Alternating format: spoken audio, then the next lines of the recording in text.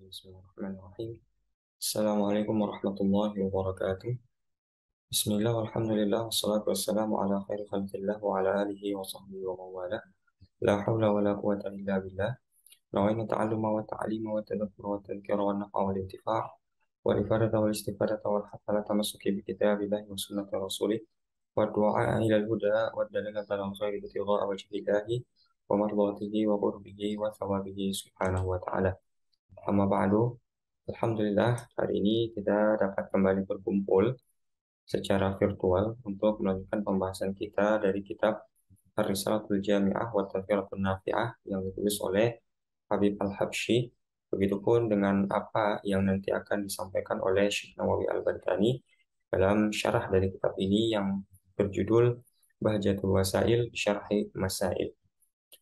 Alhamdulillah, pada pertemuan sebelumnya kita telah menyelesaikan pembahasan mengenai ilmu fikih, ya, sebagaimana yang telah kita ketahui dan telah kita jelaskan juga di awal pertemuan bahwasanya kitab Ar-Risalatul Jami'ah ini merupakan salah satu kitab yang menarik karena meskipun lebih dikenal sebagai kitab fikih, namun di dalamnya tidak hanya membahas permasalahan fikih, akan tetapi juga membahas permasalahan akidah, ya, atau usul din, ya, qawaidul aqaid, dan juga membahas permasalahan yang berkaitan dengan ilmu at-tasawuf. Dan tiga ilmu tersebut diurut secara eh, baik, ya, dalam arti dimulai dengan permasalahan akidah agar kita mengetahui siapa, ya, kepada siapa ibadah kita ini ditujukan, ya, kita nanti akan beribadah kemana arahnya, gitu. Siapa yang kita sembah itu. Lalu berikutnya diikuti dengan permasalahan fikih, menunjukkan kepada kita setelah kita mengetahui siapa yang kita sembah, nah bagaimana caranya kita menyembah, yaitu dengan melaksanakan eh, ibadah-ibadah lahiriah, ya. Baru ditutup dengan permasalahan tasawuf, ya, sekaligus memberitahu kita bahwasanya tidak cukup hanya dengan ibadah lahiriah, tetapi juga harus melakukan ibadah batiniah, ya. Dan di sini juga sekaligus memberi isyarat, ya, bahwasanya nihayatul faqih labudda minat tasawuf, ya. Akhir dari perjuangan, ya, perjalanan seorang faqih, seorang yang menuntut ilmu fikih adalah dia juga harus menguasai tasawuf, ya. Jadi jangan hanya di luar dia sholat, dia zakat, dia puasa, dia haji, tapi mungkin hatinya bermasalah, gitu ya. Karena fikih itu, ya, atau mungkin tasawuf itu bukan hanya satu hal yang bisa dipilih, tapi keduanya harus ada dalam sendiri setiap orang. Bagaimana secara lahir, ya, dia apa namanya baik, dan secara batin, ya, dia juga baik, seperti itu. Makanya banyak riwayat yang mengatakan, ya, para ulama mengatakan man tafaqqaha wa lam yatasawwaf faqad tafassaq, ya, wa man tasawwafa wa lam yatafaqqah faqad tazandaq, wa man jama'a bainahuma faqad tahaqqaq. Ya, siapa yang tafaqqah, ya, fikih fikih fikih fikih fikih, walam ya tasawuf, tapi nggak mau yang namanya tasawuf, artinya yang penting sholat, zakat, puasa, haji, ya, hatinya nggak diperbaiki, ya, dia mungkin sholat, ya sholat, tapi hatinya masih berprasangka buruk, ya, masih sombong dan lain sebagainya, maka fakat tafassak, ya, maka dia sungguh seperti orang fasik, seperti itu, ya. Waman tasawwafa, tapi ada juga orang yang katanya membenahi hati, ya. Dia mungkin sudah jujur, ya, sudah apa namanya, tidak ada rasa sombong dalam hatinya, tidak ada keraguan akan Allah Subhanahu wa taala. Tapi walam yatafaqqah, tapi tidak pernah berfikih, ya, enggak sholat, enggak zakat, enggak puasa, faqat tazandaq. Maka dia sudah seperti orang yang zindik, ya, orang yang zindik. Waman jama'a bainahuma. Nah, tetapi yang ketiga, ada orang yang tafaqquh wa tasawwuf, ya. Dia tidak hanya membenahi lahiriah tetapi juga membenahi batiniah, faqad tahaqqaq. Maka itulah orang yang mendapat, ya, orang yang mewujudkan syariat Islam secara benar, seperti itu. Ya, jadi eh, kalau kita lihat, ya, Imam Syafi'i itu pernah sesekali dia itu menyerang kelompok tasawuf, ya, kelompok sufi. Bukan berarti benci kepada tasawuf, tapi yang beliau serang itu siapa? Orang yang kok tasawuf, tasawuf, tasawuf, tasawuf terus, nggak pernah fikih, gitu. Nah, beliau katakan orang yang semacam ini bisa nanti apa namanya lebih cepat gila daripada ini dan itu segala macamnya ya. Di satu sisi Imam Syafi'i juga pernah menyerang orang yang fikih saja. Jadi kalau kita baca sebagian riwayat saja nanti seolah-olah Imam Syafi'i menyudutkan tasawuf saja. Tapi yang dimaksudkan tasawuf yang bagaimana gitu ya? Tasawuf yang tidak berfikih. Begitu Imam Syafi'i juga pernah menyudutkan fikih. Fikih yang bagaimana? Fikih yang tidak bertasawuf. Apa kata Imam Syafi'i? Kalau orang yang fikih terus tapi nggak pernah tasawuf itu bagaimana? Dia hatinya akan keras. Memang seperti itu. Ya, karena kalau hukum fikih ditegakkan begitu saja tanpa ada hati yang bersih, hati yang jernih, nanti kita seolah-olah seperti orang yang keras gitu. Kita tidak melihat bagaimana situasi dan kondisi. Bukan berarti merubah hukum sesuai dengan keadaan, tetapi orang yang punya kebersihan hati akan mengeluarkan hukum dengan lebih jeli seperti itu. Ya, kita contohkan misalkan Rasulullah SAW. Ya, suatu ketika kan ada seorang yang datang menghampiri Nabi dan mengaku bahwa dia berzina, gitu kan. Oke, kalau misalkan orang itu berfikih saja, ya, atau mungkin Nabi berfikih saja tanpa bertasawuf, kira-kira ya ada orang mengaku saya telah berzina, apa yang kita lakukan? Kita pasti tegakkan hukum Allah, apa itu? Karena dia sudah menikah kan dirajam seperti itu, ya, langsung seketika itu. Tapi apakah demikian yang terjadi di lapangan? Kan tidak.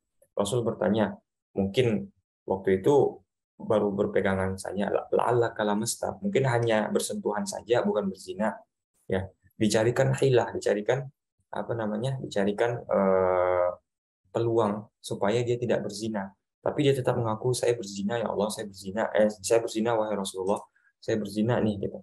Ya dicarikan terus peluang-peluang bagaimana caranya eh, agar orang tersebut tidak jatuh kepada zina. Nah itu apa? Itu menunjukkan kan kelembutan hati. Rasulullah tidak ingin apa namanya dia itu kena rajam, makanya dicarikan hilah. Meskipun pada akhirnya dia tetap mengakui bahwasanya dia telah melakukan zina yang pada akhirnya ya juga dirajam semacam itu. Nah, itu salah satu contoh ya.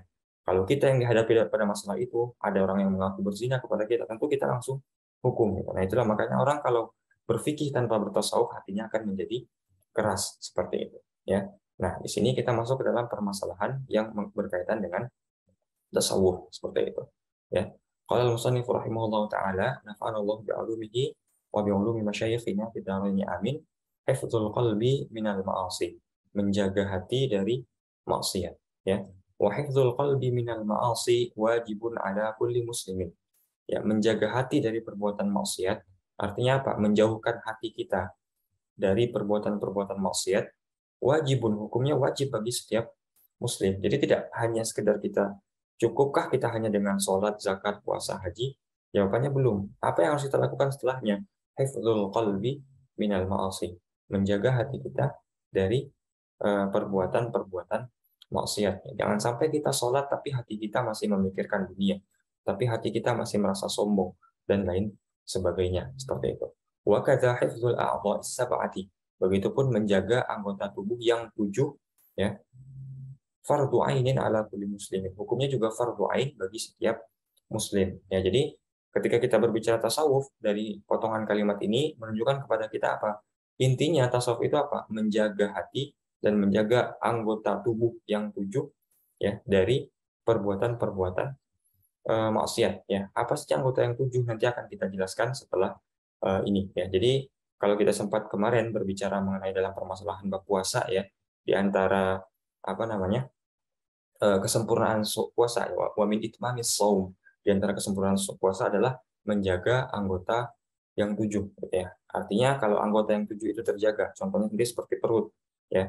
Perut itu dia punya syahwat. Kalau kita jaga perut itu dari syahwatnya, maka insya Allah itu disebut sebagai menjaga perut. Begitupun dengan hal-hal lainnya nanti akan dijelaskan lebih detail. Jadi tasawuf itu adalah bagaimana kita menjaga hati dari perbuatan maksiat dan menjaga anggota tubuh kita, tangan, kaki, mata, telinga, mulut, ya dan lain sebagainya itu dari perbuatan-perbuatan maksiat. Dan itu hukumnya wajib bagi setiap muslim. Kita masuk ke yang pertama, yaitu menjaga hati. Nah, kalau kita melihat ya, ada yang anggota tubuh yang lahir, ada anggota tubuh yang batin. Anggota tubuh yang lahir di sini disebutkan ada 7 yang harus kita jaga. Tapi anggota tubuh yang batin hanya satu, hati. Ya, apakah kemudian anggota tubuh yang batin tidak ada yang lain? Nah, jawabannya bagaimana? Ini berdasarkan kepada hadis Rasulullah SAW ya. Ada fil jasadi mudghah, ya, ada satu gumpalan daging di dalam tubuh kita ini, ya, dalam jasad kita ini, ya. Idza soluhat soluhal jasadu kulluh wa idza fasadat fasadal jasadu kulluh ala wa hiyal qalb, ya. Satu daging tersebut kalau baik dia maka baik seluruh tubuh, kalau jelek dia maka jelek seluruh tubuh, ya. Kalau rusak dia rusak seluruh tubuh. Apa itu? Hati, ya. Makanya hati ini mempengaruhi segalanya. Kalau hati kita tenang, semua perbuatan kita itu baik. Tapi kalau hati sedang tidak tenang, sedang dalam keadaan gelisah, maka biasanya kita juga ikutan gelisah seluruh anggota tubuh. Ya, pernahkah kita tiba-tiba ada orang yang bertanya, terus kita marah tiba-tiba, ya, padahal dia tidak salah apa-apa. Kenapa penyebabnya? Karena hati yang tidak tenang. Ya, makanya hati ini kalau kalau tidak dijaga, maka berefeknya bukan hanya kepada hatinya, tapi kepada seluruh anggota tubuh yang lainnya. Makanya inti dari tasawuf yang pertama kali apa? Bagaimana kita menjaga hati kita terlebih dahulu. Menjaga hati tetap dalam keadaan tenang, menjaga hati supaya tidak gundah, menjaga hati supaya tidak marah, ya, hati agar selalu tenang. Caranya sebenarnya sederhana, apa? Cuma satu. Ala bidzikrillahi tatmainnul qulub.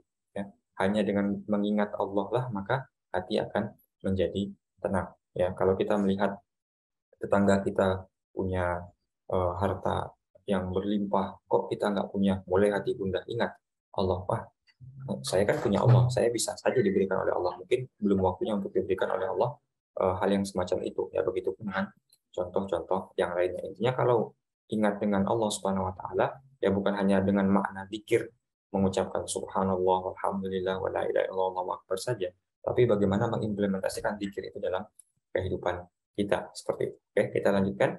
Famin ma'asil qalbi. Oke, sini dijelaskan, ya. Kalau seandainya kita ingin menjaga hati kita dari perbuatan maksiat, tentu kita harus tahu dulu apa sih maksiatnya hati.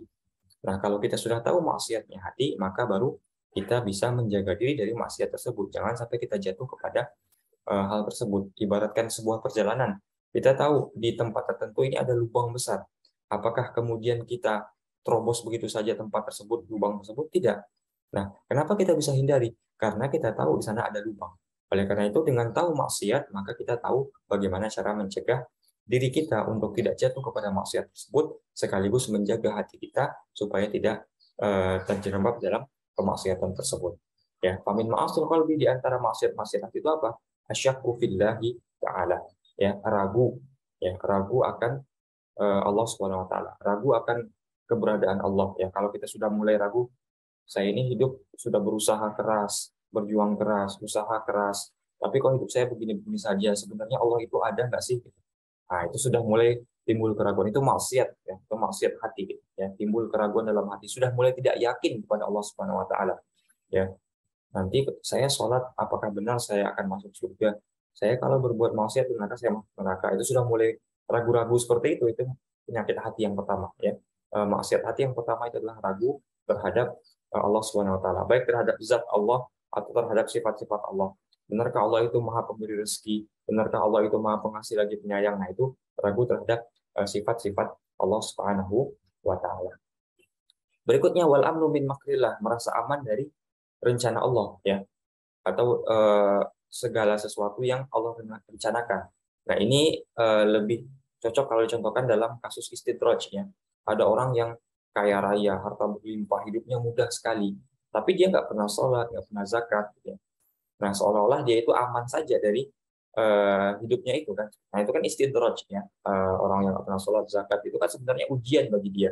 Ada sesuatu di balik itu semua. Nah, orang kalau sudah merasa aman dari itu semua, ya, saya sudah punya harta, saya sudah punya ini segala macam, pangkat jabatan lengkap, bahkan saya itu mendapatkan itu semua tanpa sholat zakat puasa, lalu untuk apa saya sholat zakat dan puasa? Nah, itu merasa aman itu termasuk maksiat hati. Kita tidak boleh merasa aman. Ya, apa namanya, kita tidak boleh merasa aman dari rencana Allah. Dalam arti kita harus menjaga-jaga, ya, waspada. Mungkin Allah memaksudkan ini dari apa yang kita lakukan, tapi ada rencana lain nanti di balik ini semua, ya. Apa yang kita anggap baik barangkali itu buruk bagi Allah, apa yang kita anggap buruk barangkali itu baik bagi Allah Subhanahu wa taala. Itu kan, asa an tuhibbu syai'an wa huwa khairul lakum wa asa an takrahu syai'an wa huwa syarrul lakum, seperti itu. Wal qunutu min rahmatillah, berikutnya rasa putus asa dari rahmatnya Allah, gitu, ya. Tadi ini udah hampir mirip dengan yang pertama tadi kita jelaskan juga, ya. Karena ini akan membawa putus asa, ya. Kalau kita sudah ragu dengan Allah, nanti akan membawa keputusasaan. Ya, saya sudah berjuang keras, tapi kok saya nggak pernah dapat rezeki yang berlimpah sebagaimana tetangga saya. Gitu. Nah, mulai rasa putus asa. Benarkah selama ini Allah itu telah berbuat adil kepada saya dan lain sebagainya. Itu tanda-tanda orang yang sudah berputus asa dari rahmat Allah Subhanahu wa taala, ya. Atau begitu pun berputus asa dari rahmat dalam arti, aduh saya ini seorang ahli maksiat, saya sudah terlalu banyak maksiatnya. Jadi sepertinya saya sudah tidak ada peluang lagi untuk apa namanya? eh, mendapatkan ampunan Allah, saya sudah fix nih di neraka, ya saya sudah terlalu banyak maksiat, jadi saya nggak perlu lagi lah obat segala macam, saya sudah fix. Nah, itu orang yang apa namanya putus asa dari rahmatnya Allah, ya. Jangan kita punya sikap seperti itu. Yang seberapa besar dosa yang kita miliki, kita tetap yakin Allah pasti akan mengampuni dosa kita. Tapi bukan hanya dengan keyakinan itu, kita implementasikan dengan bertaubat, lalu meninggalkan perbuatan-perbuatan buruk dan mengerjakan perbuatan-perbuatan baik. Ya, ingat di dalam Al-Quran Allah menyebutkan apa? Ya ibadiyalladzina asrafu. Ya ibadiyalladzina asrafu. Ya, wahai hambaku yang melampaui batas. Ya. Nah, perhatikan, orang yang melampaui batas Allah katakan wahai hambaku. Okay? Wahai hambaku yang melampaui batas. Ya. Dan la taqnatu min rahmatillah. Ya kan? Janganlah kalian berputus asa dari rahmat Allah. Ingat ya. Jadi yang dikatakan Allah bukan ya ibadiyalladzina aqamus shalah wa atuz zakah, wahai hambaku yang berbuat salat, ya yang mendirikan salat dan membayar zakat. Tidak, tapi apa yang Allah katakan? Wahai hambaku yang melampaui batas, gitu ya. Janganlah kalian. Ibaratnya apa? Selagi belum kiamat ini dunia, sederhana seperti itu.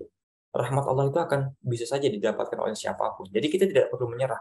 Dalam arti, apakah saya masih akan diampuni? Allah pasti akan ampuni kita selagi niat kita benar dan selagi kita bertekad untuk berubah. Seperti itu. Ya, makanya salah satu maksiat dari hati adalah ketika kita putus asa dari rahmatnya Allah Subhanahu wa taala. Berikutnya wa takabburu ala ibadillahi taala. Merasa diri kita besar dari makhluk Allah yang lain, ya. Nanti di sini ada ujub juga, nanti kita akan jelaskan apa bedanya ujub dengan takabur, ya. Berikutnya ada ria, ya. Ria itu merasa ingin dilihat, ya. Ro'a yara. Ibadah kita sholat, zakat, tapi sholat kita itu ingin dilihat orang. Puasa kita itu mungkin ingin didengar orang, itu namanya sum'ah, ya. Kalau sum'ah itu ingin didengar orang dari sami ayasmau, tapi kalau ria itu ingin dilihat orang, ya. Ro'a yara. Nah, kalau masih ada dalam hati kita sholat, lalu sholat kita itu untuk siapa? Untuk Allah kah? Atau untuk orang yang melihat kita, orang yang mendengar kebaikan kita? Giliran kita sholat sendiri di kamar, sholatnya cepat, minta ampun, zut, ya kan? Kilat. Tapi giliran jadi imam panjangnya luar biasa.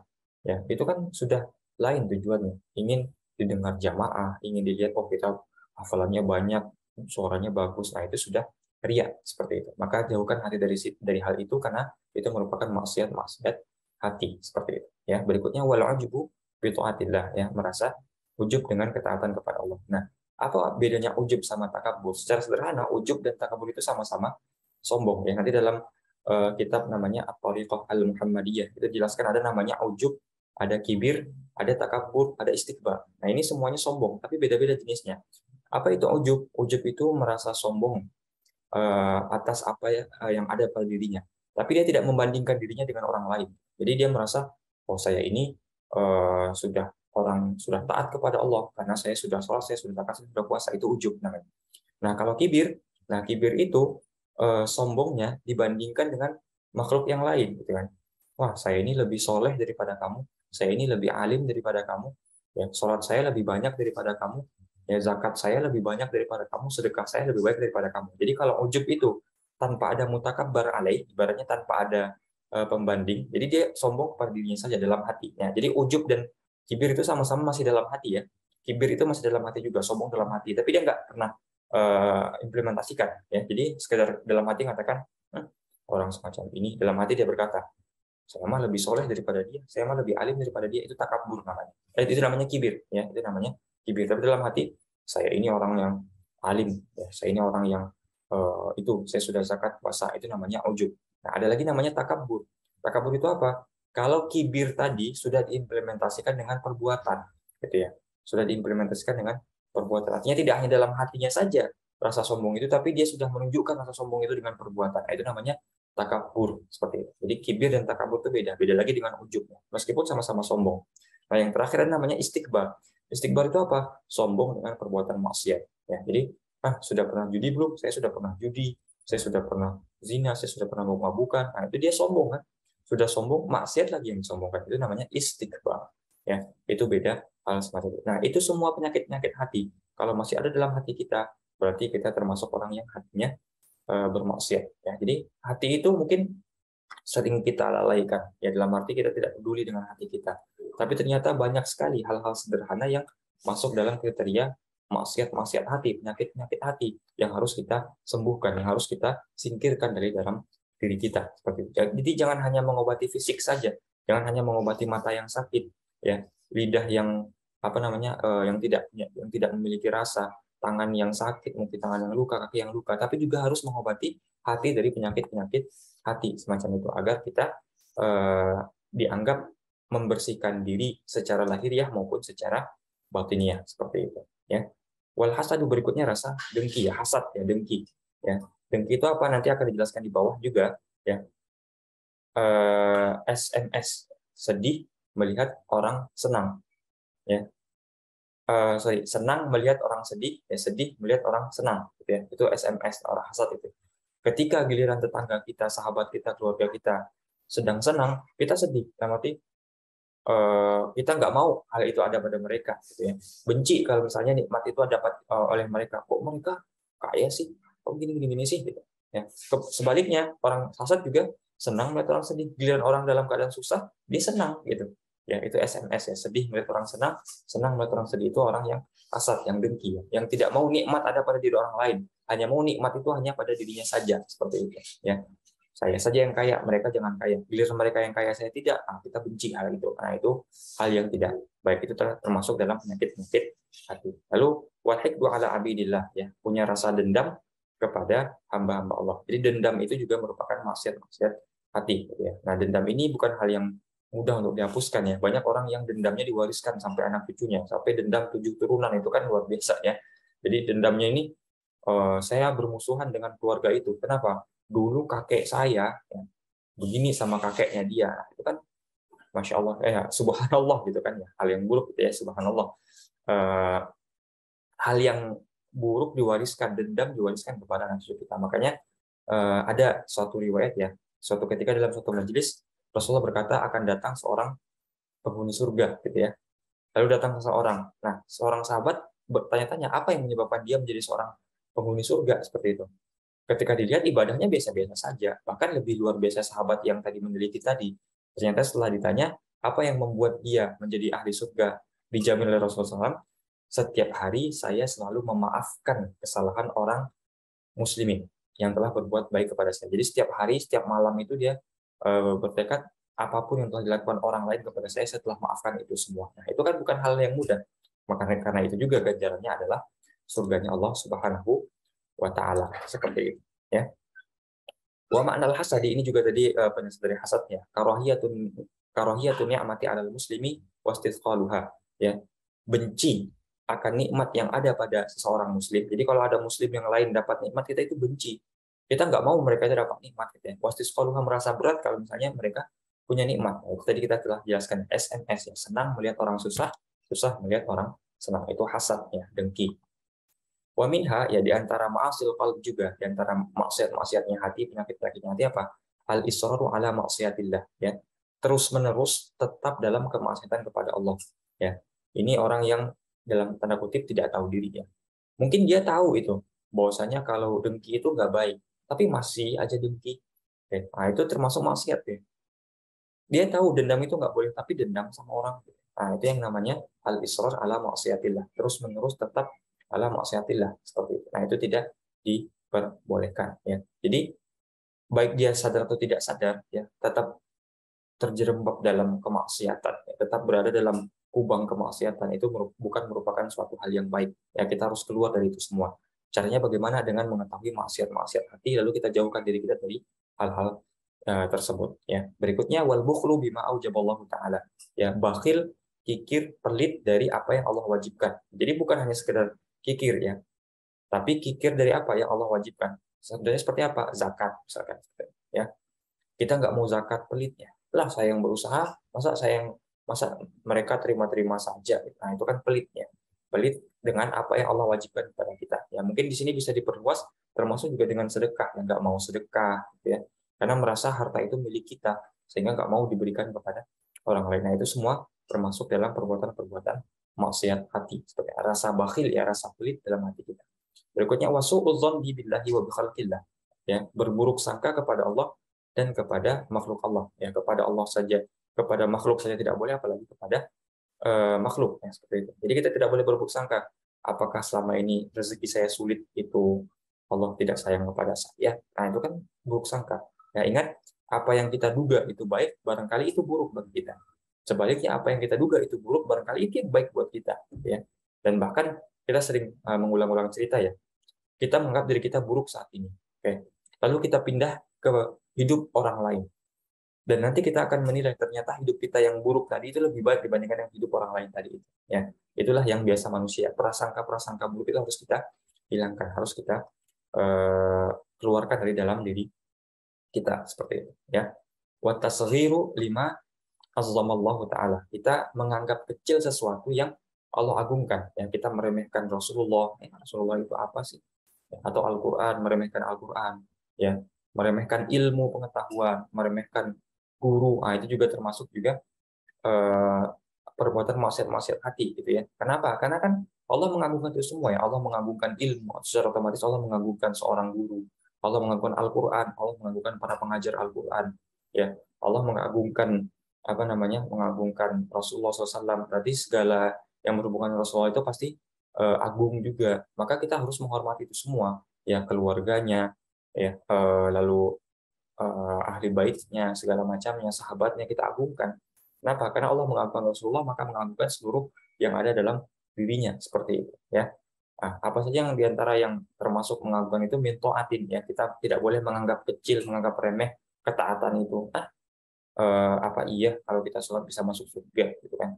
Apa iya kalau kita zikir sekian hati kita bisa tenang, kita bisa jadi kaya? Nah, itu kan meremehkan ketaatan. Ya, atau juga au maksiatin, meremehkan kemaksiatan. Ya, cuma sekedar eh, dengki masa nggak boleh, ya. Emang apa sih ruginya dengki? Hanya sekedar dendam memang nggak boleh. Apa sih ruginya dendam? Nah, itu menganggap kecil hanya hal-hal yang sebenarnya luar biasa besar, itu kan dosanya, seperti itu, ya, menganggap remeh. Ya, Al-Qur'anin menganggap remeh Al-Qur'an, gitu ya. Al-Qur'an itu kan harus kita muliakan, ya, karena kalamullah. Tapi kita anggap remeh. Nggak perlulah baca Quran, gitu ya. Atau nggak perlulah belajar Al-Quran, gitu ya. Nah, itu kan menganggap remeh Al-Quran. Au ilmin, menganggap remeh ilmu. Saya ini sudah luar biasa, jadi nggak perlulah untuk eh, menghormati guru segala macam. Saya sudah orang yang alim. Nah, itu menganggap remeh ilmu, seperti itu, ya.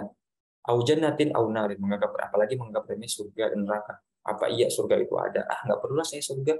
Ya, apa iya neraka itu ada? Saya nggak peduli sama neraka. Nah, itu semuanya menganggap remeh, ya, tasghir, menganggap kecil hal yang dibesarkan oleh Allah, yang Allah agungkan. Nah, itu semuanya termasuk meremehkan, dan meremehkan itu termasuk ke dalam hal yang maksiat dalam hati, seperti itu, ya. Wa kullu dzalika minal ma'asi wal khaba'ithil muhlikat, ya. Semua hal itu termasuk dalam apa? Ya, semua hal-hal buruk tadi termasuk ke dalam maksiat-maksiat dan keburukan-burukan yang dapat merusak diri kita sendiri pada hakikat. Jadi kita sampaikan kalau hati sudah buruk, maka semuanya akan buruk. Tangan jadi buruk, kaki jadi buruk, ya, mulut jadi buruk, ya, mata jadi buruk, telinga jadi buruk. Karena intinya di hati kan. Ida soluhat soluhal jasadu kullu. Kalau baik hati baik semuanya. Iza fasudat fasudal jasadu kullu. Kalau hati jadi jelek, hati jadi buruk, maka semuanya akan jadi buruk. Maka intinya semuanya adalah di memperbaiki hati, ya. Bal ba'du dari kami mayudkhilu fil kufr. Bahkan sebagian dari apa yang kita sebutkan tadi bisa membuat seseorang itu jatuh kepada atau masuk ke dalam kekufuran. Ya, tadi seperti meragukan Allah, meragukan adanya Allah, ya. Nah, itu kan maksiat qalb yang membuat dia sebagai juga menjadi orang yang kufur, ya, seperti itu. Makanya kita harus hati-hati, wal iyadu billahi taala. Kita uh, berlindung kepada Allah Subhanahu wa taala dari hal-hal semacam itu, ya. Wallahu a'lam, kita cukupkan pertemuan hari ini, ya. Jadi kita sudah mengetahui tadi maksiat-maksiat hati. Insya Allah pada pertemuan berikutnya kita akan mencari tahu, ya. Jadi setelah hati kita bersihkan dari perbuatan-perbuatan yang jelek, Ya, lalu berikutnya harus kita isi hati itu dengan perbuatan-perbuatan yang baik atau ketaatan. Apa saja ketaatan-ketaatan hati nanti kita akan jelaskan pada pertemuan berikutnya seperti itu. Ya, makanya dalam ilmu tasawuf itu kan ada kaidah ya, takhalli, tahalli, tajalli. Ya, mulai dengan takhalli. Apa itu takhalli? Ya, mengosongkan hati kita dari perbuatan-perbuatan jelek. Jadi kosongkan, bersihkan hati dulu. Ya, dibersihkan. Lalu tahalli, ya hiasi dengan perbuatan-perbuatan baik yang akan kita bahas pada pertemuan berikutnya.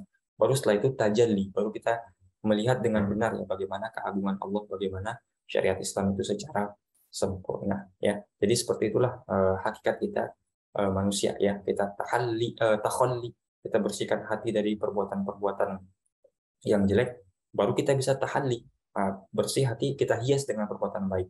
Nah, kalau sudah kita isi dengan perbuatan baik, maka tangan nanti akan jadi baik, kaki akan jadi baik, mulut, mata, telinga semuanya akan jadi baik seperti itu. Nah, kenapa harus takhalli dulu? Karena nanti perbuatan baik dan buruk itu kalau bersatu juga belum tentu baiknya yang menang. Kadang kebanyakan justru yang buruk yang menang ya. Apalagi kalau kita punya nafsu kan, inna nafsa la'ammaratun bisu ya. Nafsu itu mengarahkan kita cenderung kepada yang jelek-jelek. Akhirnya apa? Meskipun ada kebaikan dan keburukan, nanti bisa jadi keburukan yang lebih dominan dibandingkan kebaikan. Maka karena itu bersihkan hati dari keburukan terlebih dahulu. Sudah bersih hati, sudah kosong hati dari keburukan, baru isi dengan kebaikan-kebaikan semacam itu. Ya, tapi itu prosesnya bukan berarti oh, kenapa kamu nggak sholat, kenapa nggak puasa, kenapa nggak zakat, saya masih membersihkan hati. Nah itu salah juga. Ya, jadi tahapan ini sekaligus ya, sambil kita membersihkan hati, sambil juga kita berupaya untuk mengisi hati kita dengan perbuatan-perbuatan baik seperti itu. Ya, kita cukupkan pertemuan hari ini. Insya Allah sudah bisa dipahami semuanya. Insya Allah pada pertemuan hari Selasa depan kita akan akhiri majelis kita di hari Minggu dan Selasa ya. Kita menutup sebagai khataman. Masih ada beberapa masalah sedikit yang nanti akan kita selesaikan di hari hari Selasa. Naktafi bihadzal qadar wa sallallahu ala sayyidina Muhammadin wa ala alihi wa sahbihi wasallam walhamdulillahi rabbil alamin. Akhirul kalam wabillahi taufiq wal hidayah. Assalamualaikum warahmatullahi wabarakatuh.